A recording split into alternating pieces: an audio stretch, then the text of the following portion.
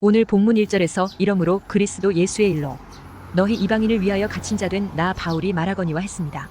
바울은 유대인으로서 이방인을 위하여 갇힌 자가 되었다고 했습니다. 유대인이 유대인들을 위해 독립운동이나 다른 이유로 옥에 갇힐 수 있습니다. 그리고 이방인이 자기 동족을 위하여 옥에 갇히거나 하는 일은 충분히 일어날 수 있는 일입니다. 그런데 유대인이 이방인을 위하여 옥에 갇힌다는 것은 상상하기 어려운 일입니다. 하지만 유대인인 바울이 이방인을 위하여 옥에 갇혔다고 했습니다. 그러면 무슨 일로 그렇게 했다는 것입니까? 1절에 그리스도 예수의 일로라고 했습니다. 그러니까 사도 바울이 이방인들에게 복음을 전하려고 하다가 옥에 갇혔다는 것입니다. 바울은 유대인으로서 이방인의 벽을 넘어섰다는 것입니다. 그것도 자기의 일을 위해서가 아니라 예수 그리스도의 일을 위해서 그렇게 했다는 것입니다. 이렇게 우리가 복음을 위하여 사는 삶은 상상할 수 없는 일도 할 수 있게 만듭니다. 운동선수들이 자기 영광이나 성취감을 위할 때보다 신기록을 세우거나 경기를 지켜보고 응원하는 사람들에게 기쁨을 주기 위한 동기로 경기에 임했을 때 훨씬 더 좋은 결과가 나왔다고 합니다. 그러면 자기를 비우고 더 큰 것을 추구하는 마음으로 경기에 임하면 다 우승할 것이 아니냐고 생각하겠지만 그게 그렇게 생각만으로 되는 일이 아닌 것입니다. 그래서 그런 마음을 제대로 갖기 위해 운동선수들이 경기에 나가기 전에 마음을 가다듬고 또 무릎 꿇고 기도하기도 하는 것입니다. 자기보다 더 큰 것을 위해서 시도할 때 자기의 한계를 넘어서게 되는 것입니다. 그러나 많은 사람들이 살면서 자기 한계의 벽에 직면할 때 나의 한계는 여기까지가 전부라며 좌절합니다. 하지만 우리는 자기보다 더 큰 것을 위하여 살 때 자기가 가진 한계를 넘어설 수 있다는 것을 알아야 합니다. 나치의 수용소에 오래 갇혀 있었던 코리덴 분여사가 제2차 세계대전이 끝난 후에 독일의 한 교회에 간증을 하러 갔습니다. 집회를 마치고 나올 때 거기서 한 남자를 만나게 되었습니다. 놀랍게도 그 사람은 수용소에서 자기를 감시하던 사람이었습니다. 그 순간 몸이 굳어지고 가슴이 두근두근 뛰기 시작했습니다. 그러나 코리덴 분여사는 떨리는 손을 내밀고 그 사람에게 나는 당신을 용서합니다. 하고 말했습니다. 그러자 그 사람도 흐느껴 울면서 용서를 빌었습니다. 우리는 예수님의 일을 하는 사람이 되어야 합니다. 나의 일을 하는 사람으로 살면 나의 한계를 못 벗어나게 됩니다. 그러므로 내 삶의 목적을 위해서 내가 잘되고 복받기 위해서 예수님이 필요한 사람이 아니라 예수님의 일을 위해서 나의 삶이 쓰임받기를 원하는 사람이 되어야 합니다. 그때 우리는 나의 한계를 넘어설 수 있습니다. 내가 만들어 놓은 삶의 울타리를 넘어서 더 넓은 초원으로 축복의 강으로 나아갈 수 있습니다. 하나님의 계획은 크고 넓습니다. 나의 일을 위해서가 아니라 하나님의 일을 위해서 살아가는 큰 그릇이 되시기를 축원합니다. 지금도 세상의 많은 사람들은 자기 가족, 자기 명예, 자기 재산, 자기에게 속한 것을 위하여 살아갑니다. 결국 자기를 위하여 살아가는 것입니다. 그런데 오늘 본문에 나온 바울은 복음을 위하여 산다고 말하고 있습니다. 바로 이것이 우리에게 중요합니다. 사람이 자기를 위하여 사는 것이 당연한 일이지만 자기에게 속한 것이 아닌 다른 것을 위하여 산다는 것은 특별한 것입니다.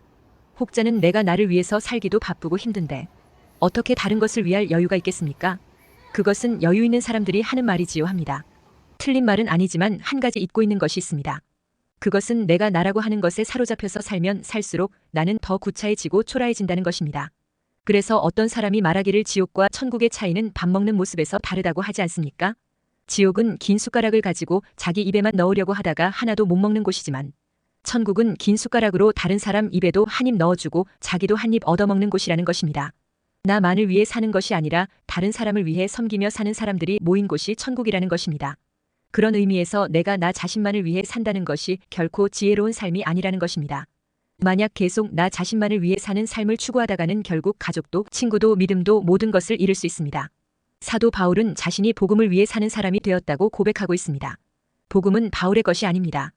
복음은 예수님의 것이며 하나님의 것입니다. 바울은 자기 것이 아닌 복음을 위해 살았으므로 다른 사람들과는 다른 삶을 사는 사람이 되었고 그래서 존경받는 사도가 되었습니다. 이것이 진정으로 자기를 위해 사는 삶일 것입니다. 복음을 위해 살았던 바울의 삶을 통해 우리도 나보다 더 크고 나보다 더 고귀한 복음을 위해 사는 마음을 가져야 할 것입니다. 첫째, 바울이 전하는 복음은 사람의 열심으로 만들어진 것이 아니고 하나님의 은혜의 경륜으로 만들어진 것이라고 말합니다. 경륜이란 어떤 포부를 품고 천하를 다스리고자 하는 뜻을 말합니다. 그러나 신학적인 의미로는 하나님이 세우신 뜻과 계획을 이루심을 의미합니다. 본문에서 바울은 하나님의 계획, 하나님의 작정하신 뜻을 경륜이라고 말하고 있습니다.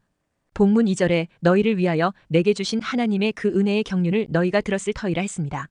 특히 하나님께서 우리 인간을 구원하시기 위해서 펼쳐나가시고 진행해 나가시는 일을 말할 때 경륜이라고 하는 것입니다. 성경은 하나님께서 범죄한 인간을 어떻게 구원하시는가를 보여주는 책입니다. 이런 구원의 역사를 다룬다고 해서 구속사라고 말합니다. 성경은 여러 가지 목적의 다양한 이야기들이 있지만 그 최종의 목적은 인간 구속사라고 할 수 있습니다. 요한복음 20장 31절에 오직 이것을 기록함은 너희로 예수께서 하나님의 아들 그리스도이심을 믿게 하려 하며 또 너희로 믿고 그 이름을 힘입어 생명을 얻게 하려 함이니라 했습니다. 하나님은 나를 구원하시기 위해서 성경이라는 편지를 내게 보냈습니다. 성경 첫 구절인 창세기 1장 1절에 태초에 하나님이 천지를 창조하시니라는 말씀도 나를 위한 말씀입니다. 아브라함을 선택하셔서 믿음의 조상으로 삼으신 것도 나를 위해서요. 모세를 시켜 이스라엘을 구원해 내신 것도 나를 위해서 하신 일입니다. 다윗 왕을 세우시고 그 왕위가 이어지게 하신 것도 나를 위해서 하신 일입니다. 또한 예수님을 이 세상에 보내시고 십자가에 죽게 하시고 부활하게 하신 것도 나를 위해서 하신 일입니다. 승천하게 하시고 보좌 우편에 앉게 하시고 다시 오시게 하는 것도 다 나를 위한 것입니다. 제자들을 세우시고 성경을 기록하게 하신 것도 예외가 아닙니다. 교회를 세우시고 성령님을 보내주신 것도 모두 나를 위해서였습니다. 이 모든 일들이 하나님께서 나를 구원하기 위해 하신 일입니다. 이것이 하나님의 경륜입니다. 그리고 본문 3절에 곧 계시로 내게 비밀을 알게 하신 것은 내가 먼저 간단히 기록함과 같으니 했습니다. 여기서 말하는 비밀이 무엇입니까? 알려지지 않은 것을 사람들은 비밀이라 합니다. 그러나 인간의 지식이나 경험으로는 결코 깨달을 수 없으나 하나님의 계시로 깨닫게 된 진리를 말합니다. 에베소서 1장에서는 하늘에 있는 것이나 땅에 있는 것이다. 그리스도 안에서 통일되게 하려 하는 하나님의 뜻을 비밀이라 했습니다. 에베소서 1장 9절 10절에 그 뜻의 비밀을 우리에게 알리신 것이요 그의 기뻐하심을 따라 그리스도 안에서 때가 찬 경륜을 위하여 예정하신 것이니 하늘에 있는 것이나 땅에 있는 것이 다 그리스도 안에서 통일되게 하려 하심이라 했습니다. 그러면 그 계시의 비밀이 무엇입니까? 그것은 그리스도의 비밀을 말하는 것입니다. 구체적으로는 6절에 이는 이방인들이 복음으로 말미암아 그리스도 예수 안에서 함께 상속자가 되고 함께 지체가 되고 함께 약속에 참여하는 자가 됨이라 했습니다. 그러니까 그리스도의 비밀은 예수 안에서 함께 믿음으로 함께 상속자가 되고 지체가 되고 하나님의 약속에 참여하는 자가 되는 것입니다. 상속자란 헬라어로 수구크레로노모스라는 말인데 하나님의 축복을 받을 자를 의미합니다. 하나님 아버지의 나라 곧 천국에서 영생을 누릴 자라는 것입니다. 또 지체란 헬라어로 수스모스라는 말인데 같은 몸, 신령한 몸이라는 뜻입니다. 예수님을 믿음으로 한 몸에 붙은 자가 된다는 것입니다. 고린도전서 12장 27절에 너희는 그리스도의 몸이요 지체의 각 부분이라 했습니다. 고린도전서 12장 25절에 몸 가운데서 분쟁이 없고 오직 여러 지체가 서로 같이 돌보게 하셨느니라 했습니다. 에베소서 4장 25절에 그런즉 거짓을 버리고 각각 그 이웃과 더불어 참된 것을 말하라. 이는 우리가 서로 지체가 됨이라 했습니다. 또한 약속은 헬라어로 에판겔리아로서 언약, 영원한 하나님의 축복에 참여함이라는 뜻입니다. 로마서 4장 13절에 아브라함이나 그 후손에게 세상의 상속자가 되리라고 하신 언약은 율법으로 말미암은 것이 아니요 오직 믿음의 의로 말미암은 것이니라 했습니다. 디도서 3장 7절에 우리로 그의 은혜를 힘입어 의롭다 하심을 얻어 영생의 소망을 따라 상속자가 되게 하려 하심이라 했습니다. 로마서 8장 17절에 자녀이면 또한 상속자 곧 하나님의 상속자요 그리스도와 함께 한 상속자니 우리가 그와 함께 영광을 받기 위하여 고난도 함께 받아야 할 것이니라 했습니다. 바울은 하나님의 비밀을 맡은 자여 그리스도의 일꾼인 사도로 부름을 받았습니다. 바울은 특히 이방인들의 사도로 부름을 받았습니다. 사도행전 9장 15절에 주께서 이르시되 가라. 이 사람은 내 이름을 이방인과 임금들과 이스라엘 자손들에게 전하기 위하여 택한 나의 그릇이라 했습니다. 바울은 빌레몬서 1장 9절에 도리어 사랑으로서 간구하노라. 나이가 많은 나 바울은 지금 또 예수 그리스도를 위하여 갇힌 자 되어 했습니다. 바울은 복음 전하다가 로마 감옥에 2년여간 감옥에 갇힌 상태였습니다. 이 모두가 복음의 비밀을 전하기 위함이었습니다. 그 복음의 비밀의 핵심은 바로 예수 그리스도입니다. 예수 그리스도는 공개된 비밀입니다. 골로새서 1장 26절 27절에 이 비밀은 만세와 만대로부터 감추어졌던 것인데 이제는 그의 성도들에게 나타났고 하나님이 그들로 하여금 이 비밀의 영광이 이방인 가운데 얼마나 풍성한지를 알게 하려 하심이라. 이 비밀은 너희 안에 계신 그리스도시니 곧 영광의 소망이니라 했습니다. 그리고 골로새서 2장 2절에 이는 그들로 마음의 위안을 받고 사랑 안에서 연합하여 확실한 이해의 모든 풍성함과 하나님의 비밀인 그리스도를 깨닫게 하려 함이니 했습니다. 그리고 오늘 본문 6절에서는 그리스도 예수 안에서 함께 상속자가 되고 함께 지체가 되고 함께 약속에 참여하는 자가 됨이라 했습니다. 전 인류를 구원하는 하나님의 비밀스러운 계획을 사도에게 친히 맡겼습니다. 바울은 2절에서 이것을 하나님의 그 은혜의 경륜이라 말합니다. 바울은 특히 이방인을 하나님의 은혜로 구원하시는 사명을 맡았습니다. 그러므로 우리도 바울처럼 이 하나님의 그 은혜의 경륜인 사람을 구원하여 천국으로 이끄는 그리스도 예수의 복음을 전하는 자가 되어야 하겠습니다. 그것은 하나님의 경륜과 섭리를 따라 사는 승리하는 삶인 것입니다. 세상에서 그저 먹고 썩어 없어질 것을 추구하는 자가 아니라 영원한 생명과 함께 영원한 천국을 상속받는 이 언약의 축복에 참여하는 사람이 되도록 복음의 증인으로 살게 되시기를 축원합니다. 둘째, 바울은 하나님의 경륜이요 비밀인 예수 그리스도의 구원하는 복음 전하는 일에 참여할 수 있는 것으로 늘 감격하며 살았습니다. 하나님의 비밀인 그리스도가 하나님의 경륜의 핵심이라는 것이 바울이 전 생애를 바쳐서 전하려고 했던 위대한 진리입니다. 지금 바울은 이 서신을 로마 감옥에서 쓰고 있습니다. 바울은 노인의 몸으로 지하 감옥의 추위와 재판 결과에 대한 불안 때문에 절망적인 상황에 처해 있었습니다.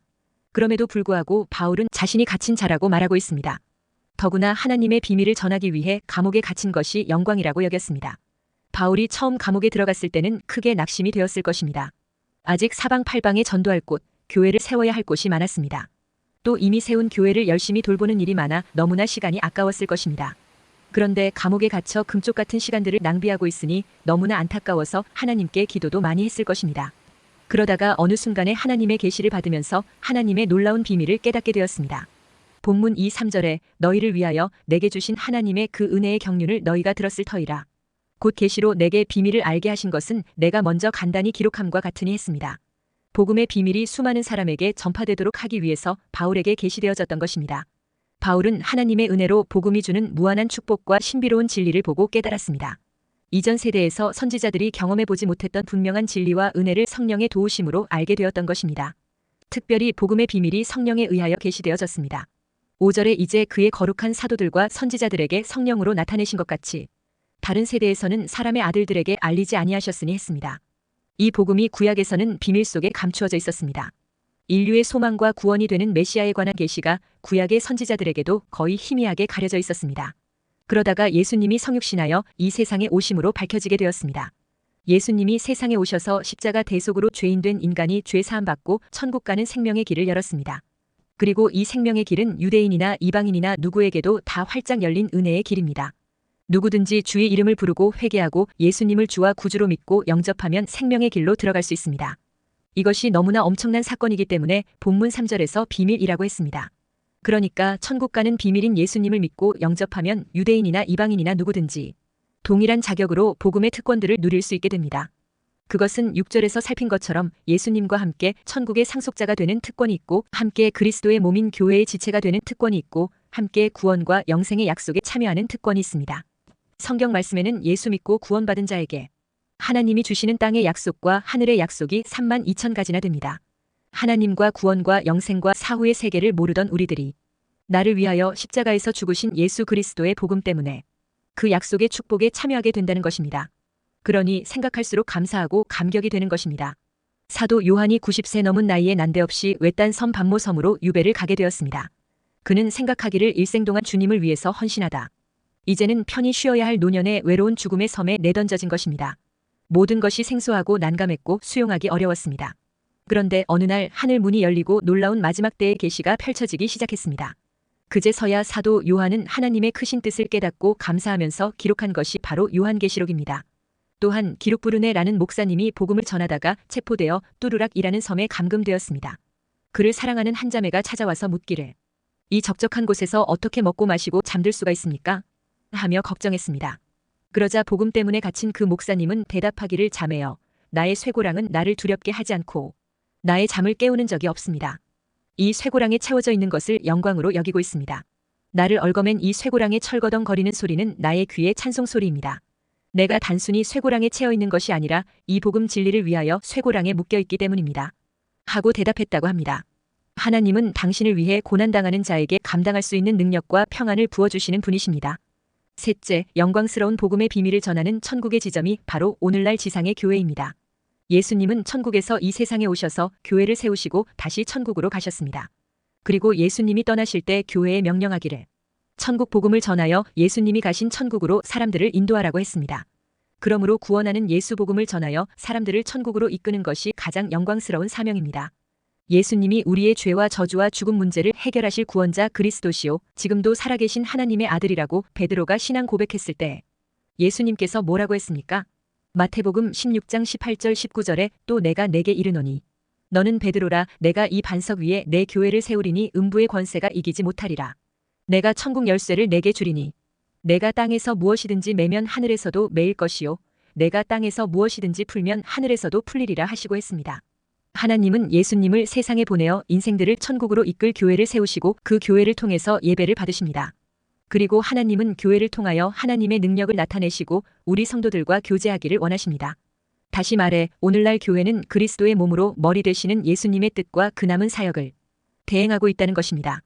그러므로 지상에 있는 교회는 이 세상에 진정한 생명과 소망을 주는 등대와 같은 역할을 하고 있는 것입니다.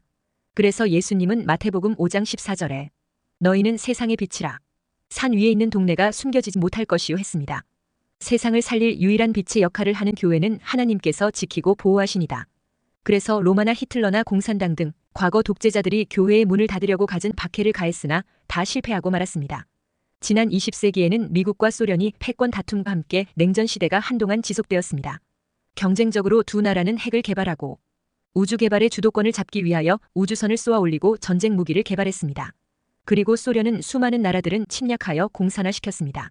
얼마나 그 세력이 막강했던지 1955년 소련의 후르시초프가 모스코바를 방문한 당시에 미국의 닉슨 대통령에게 장담하기를 앞으로 7년만 있으면 우리가 미국과 같은 수준에 이르게 될 것이고 앞으로 당신네 손자들은 공산화된 미국에서 살게 될 것입니다.